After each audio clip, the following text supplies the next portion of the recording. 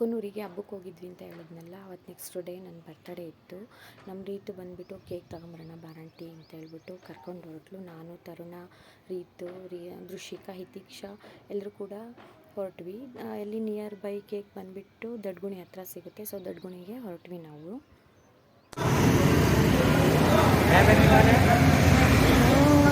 ಇಷ್ಟ ನಮ್ಮ ಅಮ್ಮ ಮಾತಾಡ್ಬಿಡು.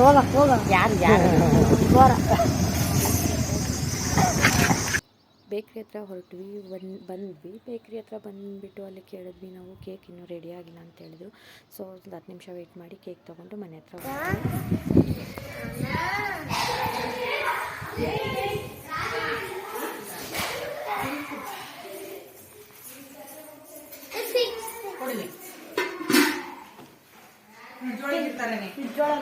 ಐಸ್ ಕೇಕ್ 5 ಮೊಟ್ಟೆ ಬೀಳ್ತದೆ ನೋಡು.